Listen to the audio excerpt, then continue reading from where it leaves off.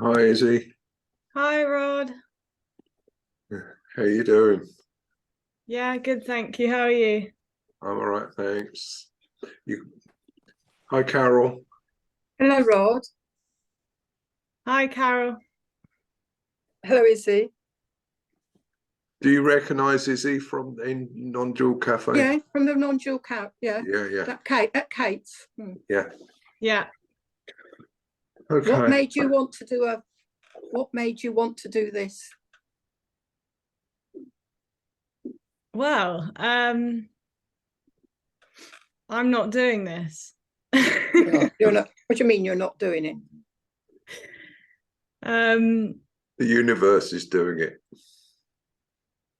well, yeah, I guess we can I'll say something to start and then we can um any kind of comments, I guess we can just go from there.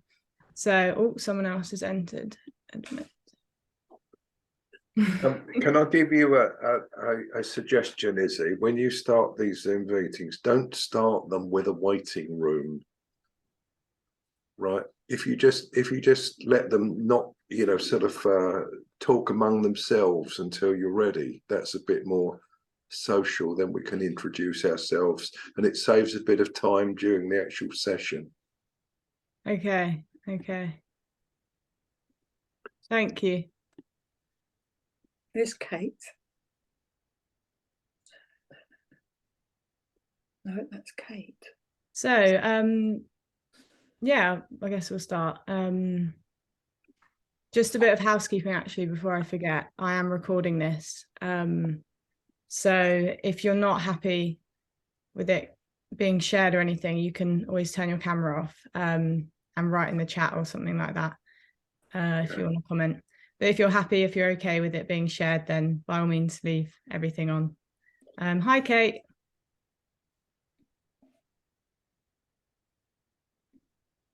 We're not hearing you, Kate. That's okay. Okay, so yeah, what is this about? Well, you could say non-duality, but that's just another word. Um, so really, this is about this, which doesn't have a name. It doesn't have a purpose. It doesn't have a reason. It's not even a thing. Lots of people call it life. This appearance.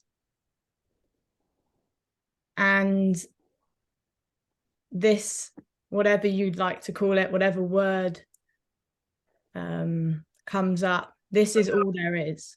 She's driving. So there's nothing else. There's no reason behind this. There's no purpose. There's no meaning. This isn't going in any direction. And this is whole and this is complete and this is everything. But it's also nothing. So it's nothing being everything. And what can, so that's it really. That is all there is. But what can arise within this is this sense of I'm an individual and this is me and this is my life and this is where my life's going and that there's me and that there's life out there. And what this communication is saying is that that's a complete dream, that is an illusion, and it just never happens. It just doesn't happen. I think the trouble with that approach, Izzy, it's a bit of a conversation killer. Well, this isn't an approach.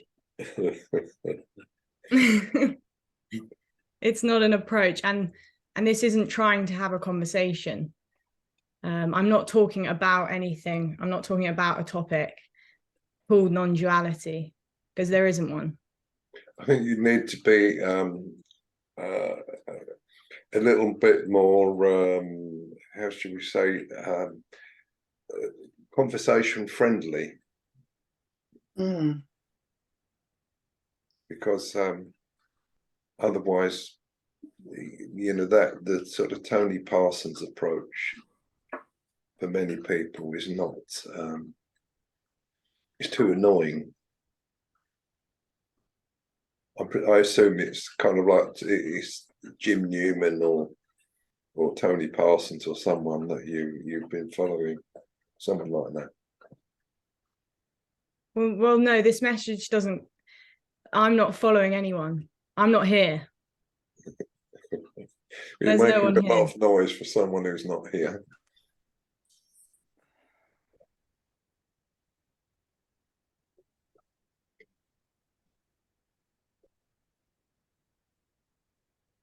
I'm sorry, I'm going to leave because I'm going out to lunch. Sorry. Okay. Oh, Thanks, okay, Carol. Thanks All for right. coming. That's all right. Bye.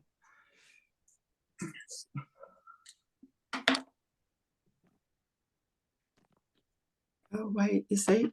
Izzy, go away. Izzy, you've got to go away. I can't get rid of you. You won't go away.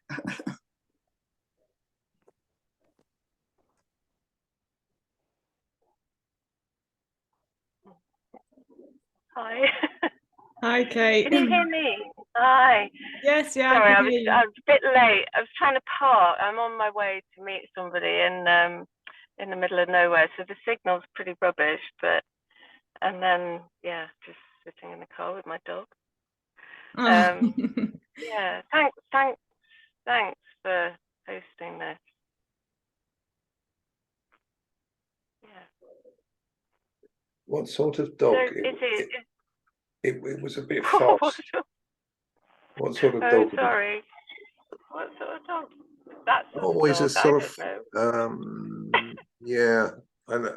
He's like a sort of Scottish Terrier type of thing, isn't he? Something like that. She's a bit of a cocktail, I think. Yeah. Yeah. So, is this your first Zoom meeting? Yeah, lovely.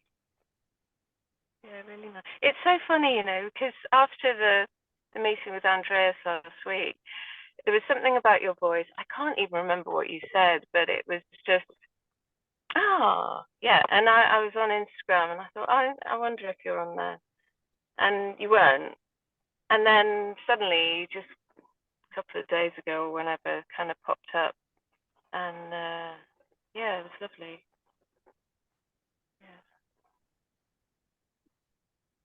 I think it's a good thing to do, Izzy. I mean, the more of these kind of things that are around to spread the spiritual word, as it were. Although there's no spiritual word, I know you're going to say that, but you know what I mean. You do it, you know, like it's a job that needs doing. So I will encourage you to carry on, even if I seem I'm having a little bit of a nag at you.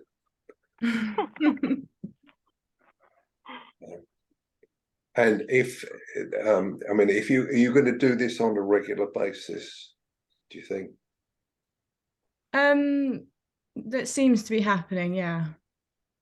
Okay. Might be weekly or something like that, yeah. Okay. Well, I know that you're on my newsletter list. Would you like to be added as an event on that list? Sure, yeah. Okay.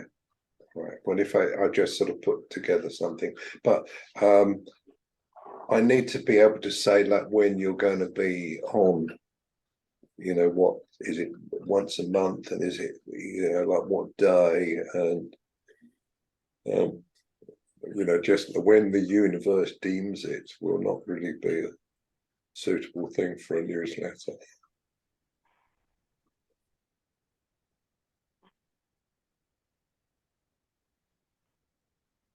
So anyway, if I leave that with you, if you may need to give that some thought and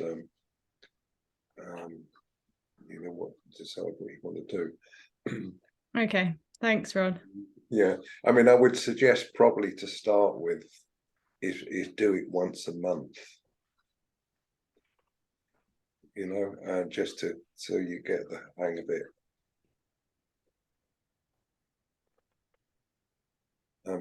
I have done them once a week, and it's really quite a strain, you know, if you're trying to think of you know, sort of subjects, as it were. Of course, you know, like it or not, you're a kind of in a certain sense, you're a bit of an entertainment.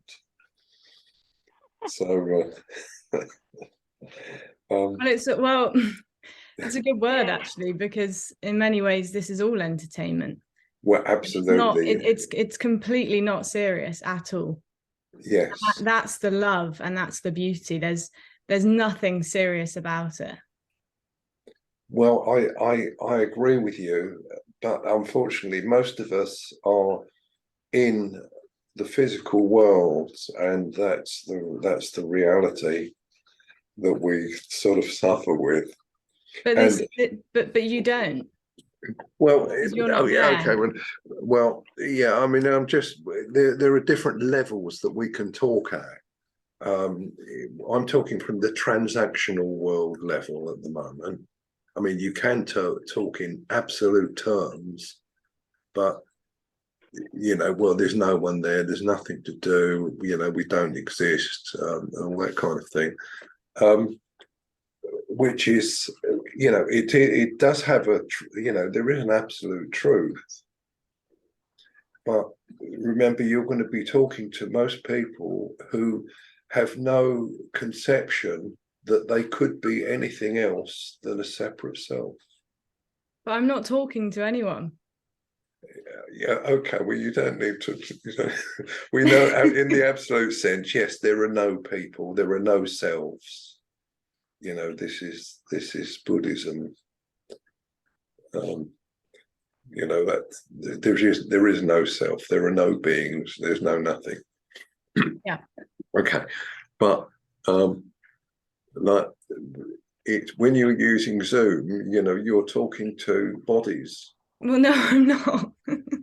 Well, you know, it's some kind of communication is going on. Yeah, you could say that. You could say there appears to be some sort of communication, and there's appears to be characters of Izzy talking to Rod, talking to Kate, was talking to Carol. Yeah. And so this isn't denying this appearance of whatever appears to be happening, but what this message, this communication is saying is that there's no one behind this, that there's no one actually doing this. There's no one in here called Izzy talking to someone in there called Rod as an actual separate entity. It just doesn't exist. It can't. Yeah, well, we understand that. So Okay. It's not about, yeah. But I think it's just. Yeah, go on, Kay. Well, it's heard how it's heard. And it's as simple as that. And so, I mean, from, you know, in my story, something happened where I just couldn't listen to anything that compromised. It just left me, I don't know, it became irritating. So, you know, what can you say? When there's no one there, you just cannot compromise. It's impossible. And so, you know, people listen or they don't, or they hear how they do. And there can be maybe, you know, an apparent sort of in and out of, I mean, what seems to happen here is that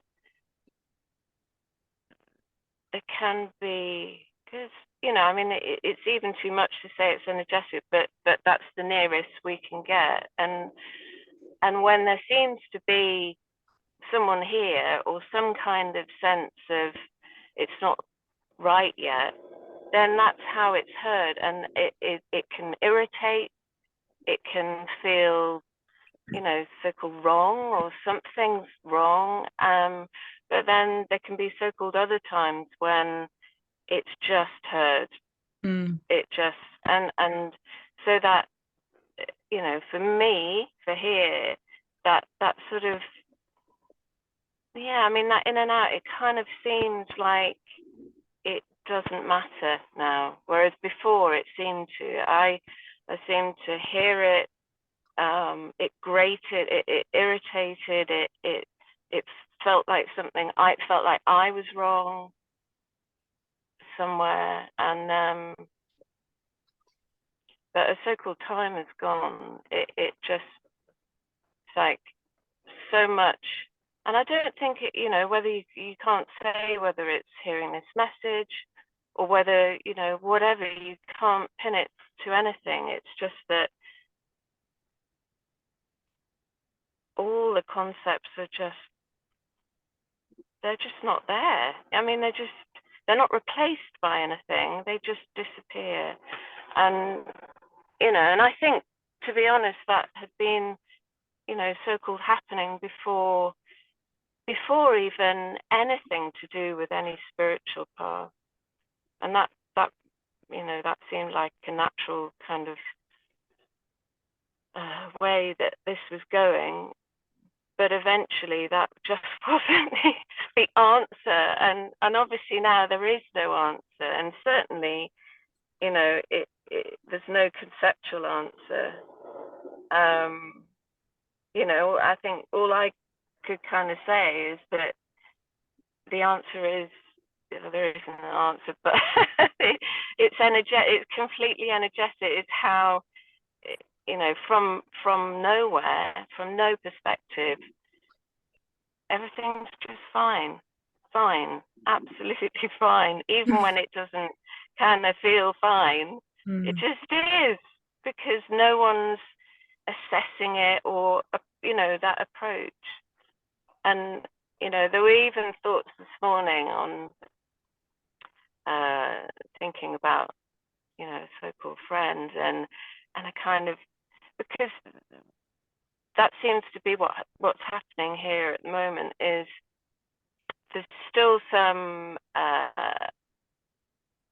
of the thoughts that come up as having an approach to a conversation or a position or something, and it just is impossible. It cannot hold, and then it just kind of falls apart, and it just really doesn't matter. But there's some kind of patterns or conditioning and ways of kind of operating, you know, because ultimately it's that me sense, you know, saying, what does this mean for me, this event or moment or whatever, what meaning does it have for me? And that just, yeah, it's a struggle, although now it kind of isn't, because it doesn't have any substance, so it just plays out like it does. And yeah, it's an artificial struggle, you could say,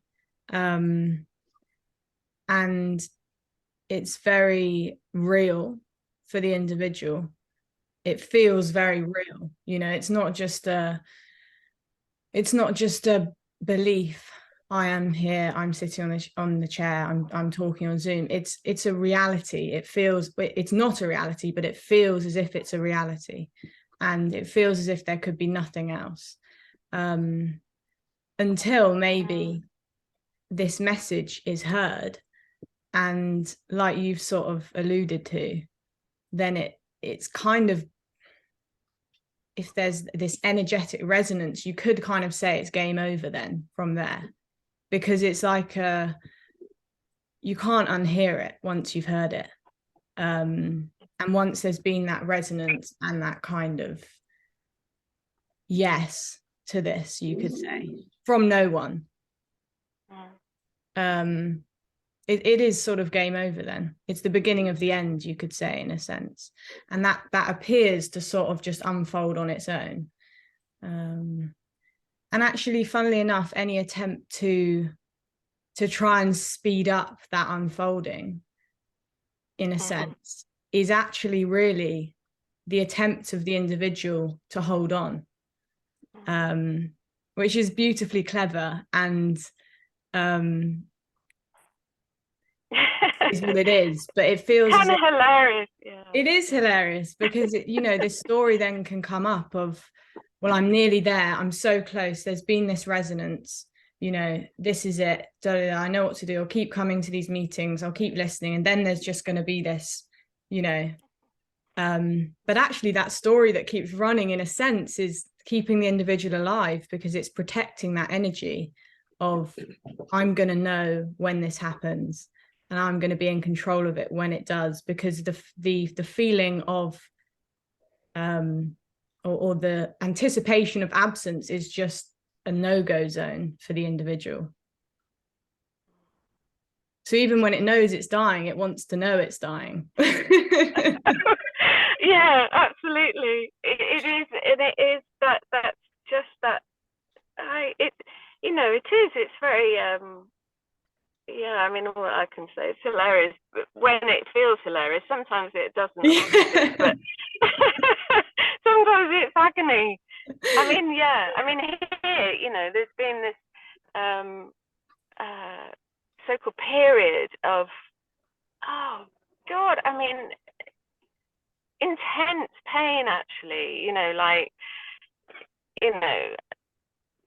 and there was the me was going, well, this is it, and this must be it, because this is like the Dark Night or something like that. And yeah, it was but it like now, even just, I mean, it's just funny speaking about it, because it's just bonkers, really, because it didn't happen. Yeah. Well, that's the hilarious thing, is that sorry to interrupt, but that's the hilarious thing, is that when I look back, it's always been like this. There was never an individual, there never was, then I was never there. And that is what is just it's just so funny, as you say, because it's like there was this expectation of there being, okay, and this is the mind, or the person that lives in this duality of, right, alive then dead, so I was here and then I'm not here. But the hilarious thing is that you were never there. There was never anyone there. And of course no one can see that, because who would be there to see that or recognize that?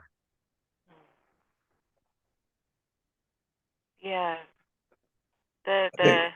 Do you not think that it's necessary to make a compassionate concession to people's current condition?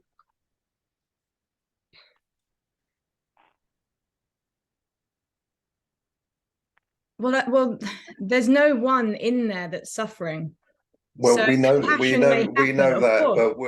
know that. But I mean, for instance, would you be able to talk to your mother like this? Well, I wouldn't talk to my mother. Right, exactly. No, I'm not saying I wouldn't speak to her about this. I'm saying I'm not speaking to my mother. Speaking to my mother might happen, but that's just what's appearing to happen. Compassion might happen, of course. Yeah, but you know what I mean, don't you? I don't have to spell it out for you. Compassion arises. I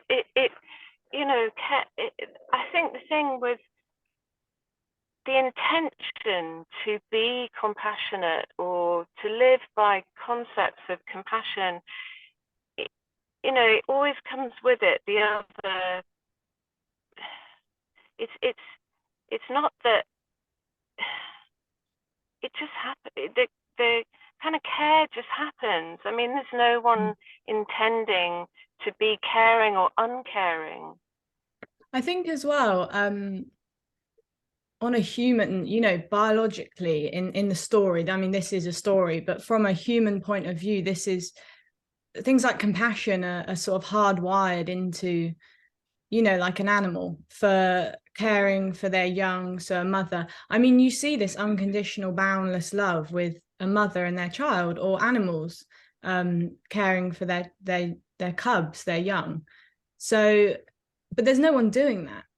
When you, if you saw a dog that had just, you know, the mother just had some puppies, there would be compassion there, unconditional love, boundless love, this. But there's no one doing that. No one's in there. Usually, sometimes animals eat their young, but well, but on the whole, yeah, genuinely. Yeah. I'm sorry, I'm just being silly, but no, it's funny. Yeah, I. But no one's in there thinking, oh, I must be compassionate. And actually, compassion, you could say, is very natural. But often, actually, what when we think of kindness or being kind, so often, actually, it's to make me look better. And it's a projection, or it's there's a motive behind it, you could say. I'm going to help that person because, or, you know, this could all be subconscious. It wouldn't necessarily be a thought of, you know, I'm deliberately going to go and help that person because I want to look good. But there can be that protection or that feeling of needing to feel good about oneself that can drive a lot of, you know, so-called kind behaviors. But of course, compassion may happen, and it can be very natural. Anger can happen, irritation can happen, neurotic behavior can happen, anything can happen. It just doesn't happen for, by, or to anyone. Well, we understand that in the ultimate sense, there are no people, there are no beings. Yeah, I understand that, but that isn't the condition that we're in. If we were in that condition in a knowing way, I say no, a knowing way, because actually what you say is correct. We are actually in that condition. We've never been in any other condition, but we don't know it. Well, and in a sense, because this is completely unknown, but there's no one there who could know it. Well, you've made an assumption that in order to know, you need to have a knower. Well, that's when they just both completely collapse, because there's no knower, and so that's why well, that's in the absolute sense, and actually that's like part of the enlightenment process. When you realize, well, you don't need to be a knower in order to know. You don't need to be a perceiver in order to perceive. This is what's known as stage 2 enlightenment. But anyway, let's you know, what I'm saying is that if in order to help people understand their real situation and their real identity, I feel that this approach it leaves something to be desired, really, if you really want to help people. And I suspect that you probably do. Well, you know, there's no one. This has absolutely no intention or want to help anyone. That's the thing. I'm not trying to help anyone. I'm not trying to do anything. There really is no message here. There really is no intention behind this, and that is the beauty of it. This isn't demanding anything of anyone. It doesn't need to be any way. As soon as, you know, we sort of maybe start saying, this is the process, this is the path to enlightenment, to freedom, immediately there's a need, there's this pressure, you know, for this individual, this artificial individual that has to get somewhere. And in a sense, that is the whole lived experience of the person is, I'm here, I don't feel that this is good enough, something's wrong, how do I get to where it's right? And that it really feels as if that place, whether it's enlightenment, heaven, freedom, it really feels as if that's a real thing, and that that's in the future, and that I need to get there, and it's my responsibility to get there. And that's a massive burden, and it's a burden that just doesn't exist and it just doesn't need to happen. Just nothing needs to happen. This is it. This is, you could say, what the individual looks for. It's everything. And so it's always overlooked because it's always in the future. Enlightenment must be in the future. It must be further down the path. If I just read the next book, well, we both know that it's not like that. It's everything only happens now. Well, not in the sense of like now, the present moment. There isn't a now in that sense. Yes, but we don't have another word for it, do we? Yeah, I guess so. You could say Isness, what is? Yeah. Okay. This like, yeah, and I don't really like the word now, I think, because it has sort of associations with a lot of that kind of present moment stuff, as if there's like a past and a future, which there isn't. But yeah, there's some interesting technical points on that you might be interested in. Like when someone says what the now, how long does the now last? Well, there isn't one. That's the thing. That's what I'm saying, is that there isn't a now, so it can't last. It can't be. It's not instantaneous. It's not really, really quick, and it's not. It's nothing being everything. It's this. Okay, so would an event need some time to happen? Sorry, say again. Would an event need some time to happen? Well, apparently in the story, you could say that, yeah. You go down to the shops, that will take me 20 minutes. I'll go to whatever, go to the beach, and that'll get there at 4 o'clock. So there's apparent time, of course. Okay, well, yeah, but we're getting into, there are lots of unknown things in this area. For instance, if you talk to a scientist who say, well, like the shortest time you can have is the Planck time, which is 10 to the minus 33 seconds. Well, it seems like a lot longer than that, doesn't it? I think when we talk about time, really, it's there is apparent measurement, but really, there's only apparent change. Can't even say there's time. There's just apparent changing. I mean, even space is, the appearance of this appearance. I mean, you can't even say, and then a slightly different appearance over there. It's not even over there. It's everything is this. Yeah. So to divide it up, and that's natural that we do kind of cut it up, and in quite practical terms in the story, there's an apparent cutting up, and for practical reasons, but that doesn't mean that it's real. Exactly. This isn't but we're not really making much sense here, are we? I mean, let's look at some of the. It doesn't make sense. It doesn't. It doesn't. So why are we here? What's the point of this Zoom then? There's no point. That's it. There's no point. But look, you have to make a concession to the transactional world that we're in. Well, there's no world that we're in, and there's no this meeting has absolutely you need no to be reason. honest. You need to be honest. Well, really honest, really honest. Well, I was just saying, this meeting has absolutely no reason, purpose, or intention. And if that is heard, it's heard as it's heard, as you said earlier, Kate. And if that is heard, it's actually so beautiful. It's that is just gorgeous. That's the love, is it's unconditional freedom, because there's nothing that needs to be got out of this. There's nothing to be gained.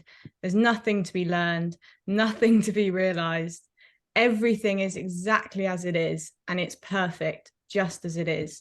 And if that is really heard, it can just be very obvious suddenly that nothing needs to happen. And things can happen, of course things can happen, and there's nothing wrong with wanting change or whatever, but it's just not real. It doesn't have any substance to it, that the individual feels it has this need for things to be a certain way, and if it's not, I'm not going to be okay. Right. Okay, well, look, what the problem is you're talking from an absolute level, the absolute reality, what is, okay. So, you know, that just doesn't occur to most people. They need to, you know, there are occasions when people will somehow accidentally get into that situation.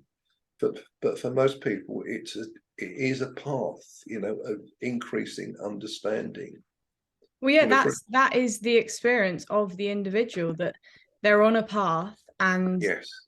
and ultimately, whether it's a spiritual path or, I mean, a lot of people aren't on what they would call a spiritual path. They're just living day by day on until what they believe to be death, and that life is something, and that they're just going around their lives having different experiences, getting different things, and that it's all happening to them, and that one day this thing called death is going to happen. So everyone is on a path in that sense. There's nothing special about, or different, I guess you could say, about a spiritual path to someone who's not on a spiritual path. They're exactly the same thing about, I'm here, I'm moving in time towards ultimately what will be death. And if I don't realize happiness or fulfillment before then, you know, that's kind of what the individual is always striving towards. And what this communication is saying is that that is a complete dream, that there is no thing in the future called death that's going to happen to you. And that this is death, you could say. There's nothing waiting in the future. This is it.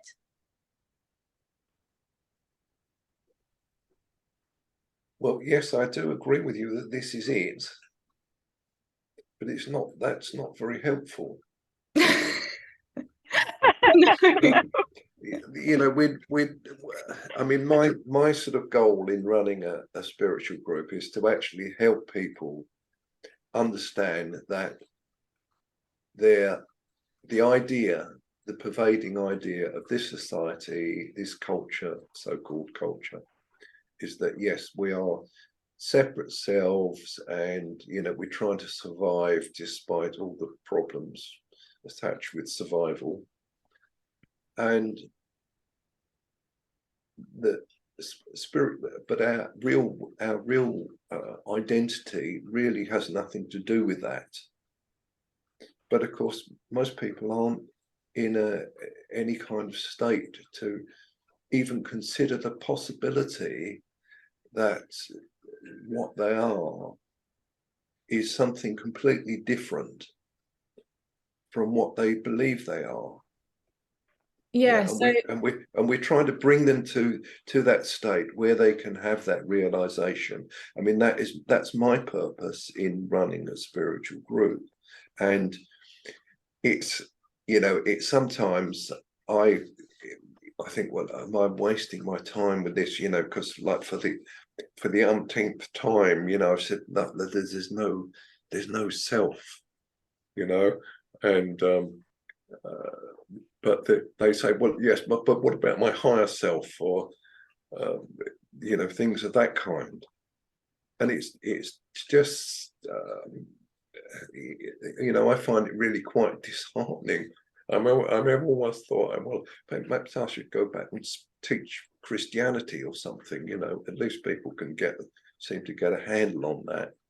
But you know, because essentially, you know, I feel I need to try and sort of help people in some way, you know, and it's no good saying, well, yeah, there's no people, because there are some people. We're here as people in this Zoom meeting. And, you know, I think we all probably have good intentions, you know, towards the non-existent others. of course. And this isn't saying that helping can't happen. And this isn't saying that setting up groups can't happen, and talking about an apparent subject called non-duality can't happen or shouldn't happen.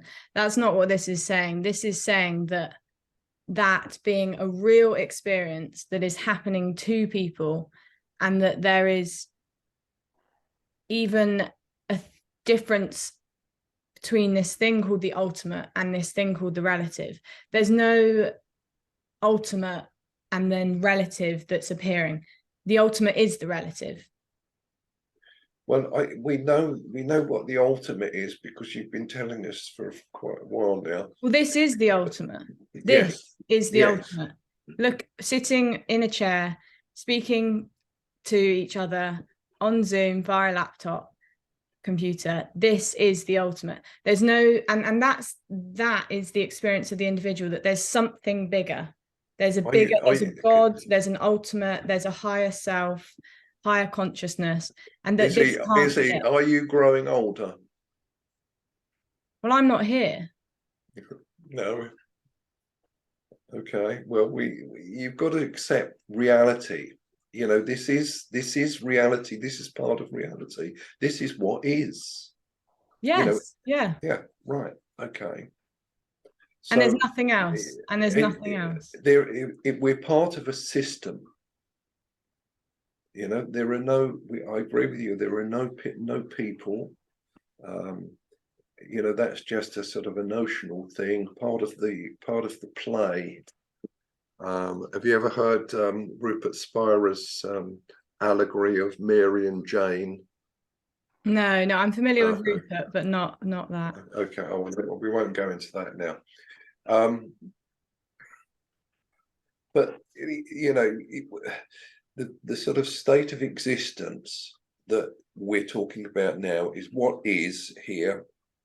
And learning for most people consists of going from one level to the next level to the next level. Like I needed to learn English before I could come and join this Zoom meeting, as did you.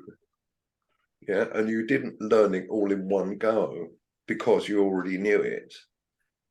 You know, there were agreements about how existence is supposed to exist. You know, and this isn't saying that there's anything wrong with that, and this also isn't denying that appearance, but what this is just saying is that it's all a story and that it doesn't have any reality. Well, we know, yes, this is the final teaching, this is the final understanding that you're talking about, right? But for most people, it is inaccessible. Well, it's entirely inaccessible for anyone, yeah. Okay, so you have to lead them to it gently. There's a feeling, it's like, well, there's a place that we can go, you know, and well, you're actually there already. But... Well, I'm not. No one is. So okay, but this. No, I'm not saying that I'm here and I'm going to be able to teach you how to get there. Why are you drinking coffee or tea or something you're drinking there? Like, people don't need to do that. Well, of course, there's a body here. The body functions. Oh, well, that's a great admission. The body drinks, the body eats. But what this is saying is that no one does that. It just happens on its own. Well, yes. This is the key, really the key understanding, isn't it? I mean, this is the thing I've been struggling for years to get people to understand. But I don't think that, you know, just continuing.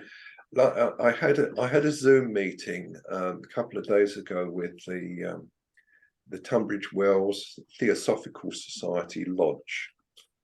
Okay, and the Theosophists are all very into kind of weird esoteric kind of things, and I'm saying, there's one lady going, oh well, I'm so unhappy and blah blah blah, and you know, I'm saying, well, there's really, who is this self that's unhappy? You know, like sort of indicating that it's not really who you are. Anyway, I ended up going through a very slightly forceful rendition, you know, of what the self is and so on and so forth. And she sort of, it completely bypassed her, and she said exactly the same thing afterwards. And it is an incredibly difficult message to get across, you know, and you know, it may be that this very abrupt approach that you have might be workable in some cases, but I suspect in most cases people ain't going to get it. There appear to be, you could say, as a story, I mean, there's many different messages about non-duality. It's become a very sort of loaded term. But there appear to be messages that come out saying, okay, there are no separate selves. All there is this, and fine. But now I'm going to show you how you can rediscover wholeness and overcome the separation that doesn't exist. Yeah. What this is saying is entirely different, in that it doesn't say anything really. But as a story, you could say that the other message says there's no separation, but I'm going to show you how to realize that. And this is saying there's no one who could realize that, because all there is wholeness. All there is this. There is no separation. There is no individual. Even the idea of there being separation just seems silly. It just doesn't even exist. There just isn't any, ever. So really, there is no message, actually. There is no teaching. There is absolutely nothing to say. The idea of a message or a path, you could say, comes out of this illusory need of an illusory seeker to have to get somewhere. So that's why there's really no point to this meeting. There's no reason behind it. You could just say this is a response to questions that don't have an answer and have no substance of their own. So really, this is just a conversation with friends, you could say, about nothing. It's not going anywhere. And that's unconditional love, because it has no purpose. It has no need. It doesn't have to be anything in order to be free, in order to be what it is. Can you define, what's your definition of love? Well, I don't have a definition of love. Love is this, you could say. You could say love is this. What does that, yeah, okay, so why are you using that word? Well, I'm not. It's just what appears to be coming out. Okay. Well, for your information, love is the recognition of shared beingness.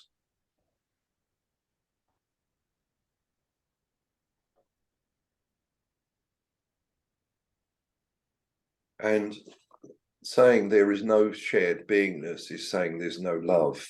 And, you know, in a certain sense, that's what you're saying. Well, to the person, you could say this message can come across as quite cold, certainly, because it's saying you don't exist, you're not there, and there can be a complete rejection of that, and that's absolutely fine. It doesn't matter. But if this is heard, this is unconditional love. But is it going to help the world? Is it going to help people Absolutely survive and live better lives? Well, that's the thing that we're trying to do, isn't it? Who's trying to do that? Well, do you think people should just be left to rot? I don't see any people. Well, do you expect that the imaginary people should rot? What you accepted bodies earlier on? Do you think their bodies should rot? There's literally just what appears to happen. So if rotting appears to happen, if it doesn't, then that's just what appears to happen. But the individual cannot understand that, because it lives in this world of needing to know and control. So if there's bodies rotting, I need to know why. I need to do something about that. There has to be a reason behind that. that shouldn't be happening, that should be happening. There's always this push and pull on the so-called experience of what appears to be happening. So if your body got seriously ill, would you go to the hospital? I'm sure that that would appear to happen, of course. Yeah, okay. So don't you think we should have other things appear to happen as well? Lots of things appear to happen. There's just no one doing it. Yes, well, I totally agree with that. Yes, except actually, this is an interesting point. I don't know if you've thought about free will. Yeah, I mean, you started this Zoom meeting, so Well, no, I you, didn't. no, you didn't. I thought you'd say that. Okay, but let me give you a different perspective on it, because this is a difficult subject in spiritualism, which you probably ought to know a little bit about. If you think about causation, right, in this system, everything is caused. You know, in other words, there's a cause why we're here on Zoom, because we started the Zoom meeting, and some clever people in China invented the Zoom software and so on. And it goes back to there's a chain of causation that goes back all the way to the Big Bang. Okay, now, if you examine that chain of causation, it doesn't seem to leave any space for anything called free will. And yet, you can say, okay, I can raise my hand. Now, okay, now I know what you can say. Now, no one raised that hand, it just happens, okay? Well, and that's true. There's only the universe that does things according to its system of doing things. So, so you can think, well, how if there's no person, how do these things happen? How does that hand get raised? Okay. Well, that is, I mean, it's not a mystery, because I don't really like that word, because it sounds as if it's a mystery to someone, but that's the unknown. And that is just the boundless freedom. It's not unknown. I'm about to give you an explanation for it. Oh, okay. Right, okay. So let's supposing you were clever at computers and technology. You could put together a robot, right, that sensed what was going on in the environment and reacted accordingly. So also you could give that robot the ability to update its programming, self-update its programming. So, for example, it could respond to the environment. It could decide that it was a good time to raise its hand. Well, in this sense, you could say that what this message is, in a way, saying, if you want to use that word, is that you, so to speak, are a robot. Well, yes, that's true. That's what I'm trying to point out. Yes, in a sense, the body, at least, is a robot operating according to the dictates of the universe. Now, is the mind operating along those lines as well? Yes, I think it probably is. If you try and investigate your own experience, like, for example, what is thought made of? What am I actually experiencing? What's the difference between a thought and sensation? What is attention? The individual lives in this experience of needing to know, and that everything has this reason, and that have you investigated these things? Thought must have this deeper meaning, and it must be connected to the body or to this sensation. And it's this whole massive confusing matrix mind map of, you know, and once I work that out, then I'll be free. Once I'm clear on what's happening here, is the mind connected to the body? Is the body free from the mind? Is the mind coming from the universe?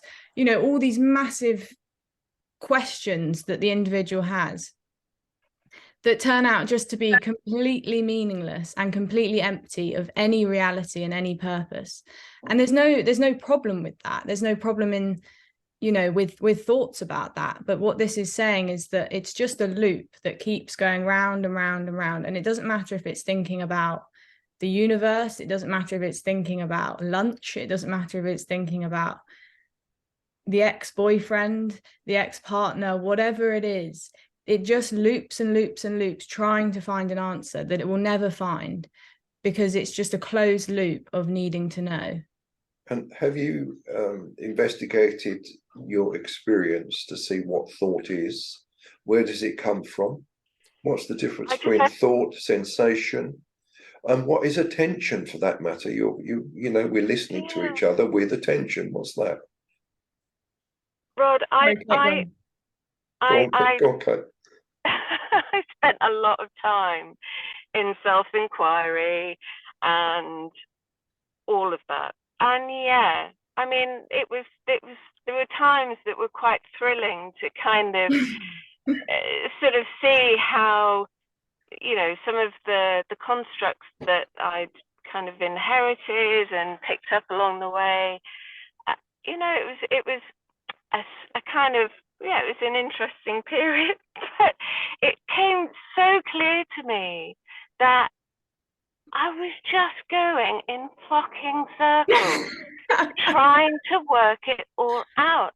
Yeah. It was exhausting. And eventually, you see, one thing that occurred to me was that, you know, and I spent a lot of time with Rupert and with Lucille and Francis Lucille and all those guys, and Moody and the whole lot. But, you know, the notion of, so, you know, one, really, you know, it seemed like it was a theory that everything was consciousness, you know, it was knowing, knowing, knowing. And yeah, I could wrap my head around that, and it kind of made sense for a while. And then I was like, fuck, but to call it consciousness is a limitation. This cannot be limited in any way. It cannot be limited. And therefore, any conception of what this is a limitation. And it was gone. It was like, fuck, you can't, it's impossible. And there was such a relief. It was a huge relief. It didn't end the struggle, but that was like, you know, kind of one relief and a dropping of the whole spiritual game. It was a game, and I loved it at the time, in a way, because a lot of beliefs and things kind of seemed to dissolve. But you know, it didn't solve the problem or apparent problem of me, of this center, even though I could imagine that there was no center in a sense. Yeah. There still appeared to be one. And so, and I remember the first time I heard this message was Jim, and I was like, I mean, just boom. But then there was a lot of like, oh my God, no, I don't know. I didn't even say it wasn't conscious. There was a moving like, oh, where, you know, where do I go now? Because that left me with nothing, absolutely nothing. And I was still wanting something. I was still wanting a solution or answers or a better feeling or whatever. And so it you know, and I kind of, well, I couldn't go back to those previous kind of teachings. I couldn't go back to any kind of teaching. So it's kind of, you know, it's a bit of a wilderness sort of period. I think I discovered, oh God, what's his name?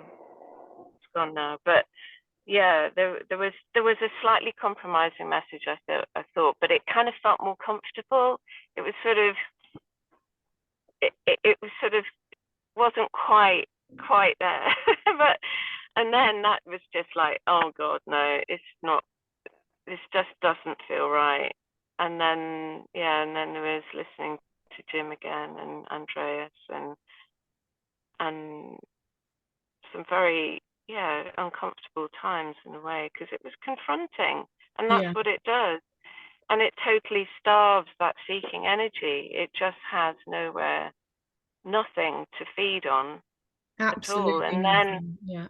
and then, and then it's seen everywhere that nothing feeds, you know, that everything is, and not empty in a nihilistic sense. It's just that this evenness seems to happen where nothing is more meaning or special, or it just, everything is this.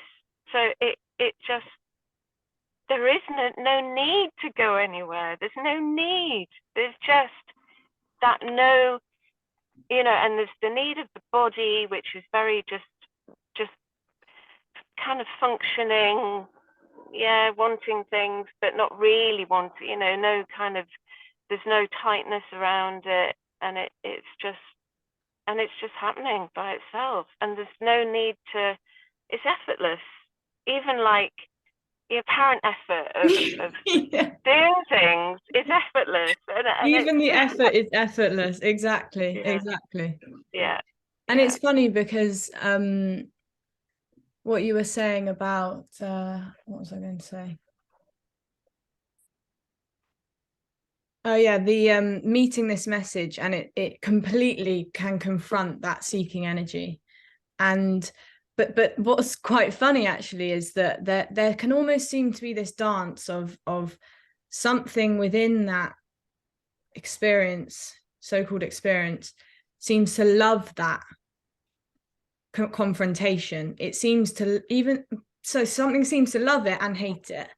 So it's funny because there's almost this, upon hearing this message, there can be this real absolute no, but also an absolute yes, and those two sort of seem to fight with each other. Yeah, and then the no and the yes, just like, I don't know, they just, because there isn't even a yes to a message, because there isn't, it just, and that's the melting, or the collapse of these opposites completely into themselves, you know, and what can but seem yeah, that to, dance. sorry, I just say what can seem to happen for a while as well is that this message can be made into a story. So even though this is totally uncompromising and totally offers absolutely nothing to anyone, this message of, well, there is no one, this can, you know, there's nothing on offer, there's nowhere to go, there's only love, this can turn into the next story. So actually, you know, this energy will do anything to survive, anything to sort of make something out of nothing, so to speak. Yeah, and that's wholeness too. Exactly. There's nothing wrong with that. There's absolutely nothing wrong No, with that. that's the, yeah, that's the joy, because it you know, that the I loved what you know, this is that phrase that kind of come here, was that, you know, the only problem, I can't remember how you said it. The only problem is there is no problem, really. Yeah. The problem is no,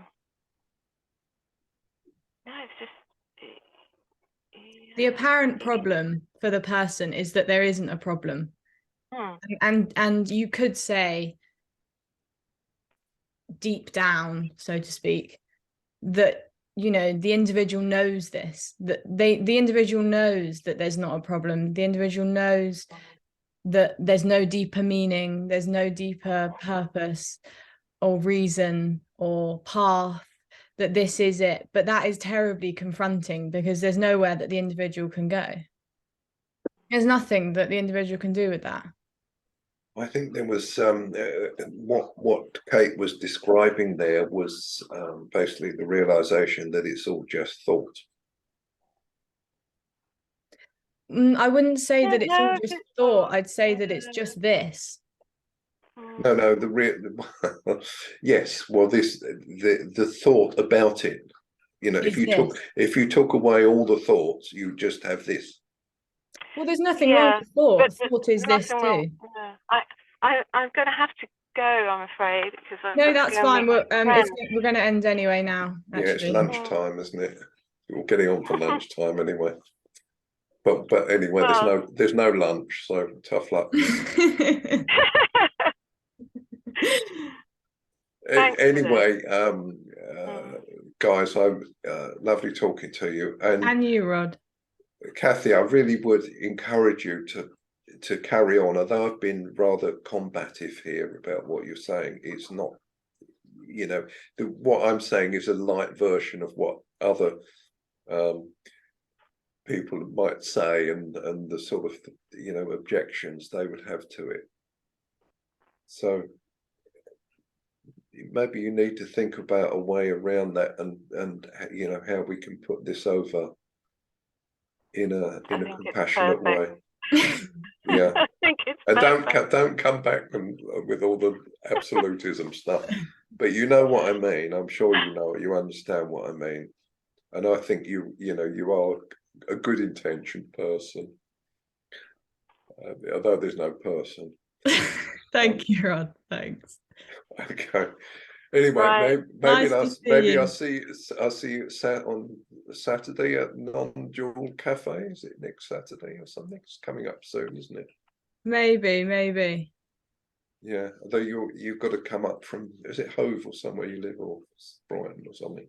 Yeah. Yeah. I'll just say before we go, I'm probably going to do another one on Wednesday next week. So Right. I'll put it Okay. out on social media. If you want to go on my newsletter, I would need to have, because remember, it's only a monthly thing, so you know, you'd need to give us advance dates if they're not regular. Yeah. Okay, thank you, Rob. Okay. Nice to see you both. And Kate, Yeah, I love to hear your story there. I know it was a bit of a story, but it did make sense where you ended up, and the bit you realised that I would have described as you, well, yes, it's just thought. So, okay, see you guys. Bye, Rod. Yeah. Bye. Take care. Yeah, you too. Thank you. Bye. Bye, Bye. Kate. Bye. Bye. Take care. Bye, Kate. I just went, that was fun. That was fun. Oh, you can, yeah. Yeah, really nice. Thank you. Yeah. Wow. Well, I'm kind of speechless anyway. Yeah. Look, oh yeah, is your PayPal on your website? It should be. Hopefully it's working. Oh, okay. Yeah, cool. All right. Oh, ping. All right. Take care. Have a lovely day. Yeah, and you. Bye, Bye Kate. bye. Bye.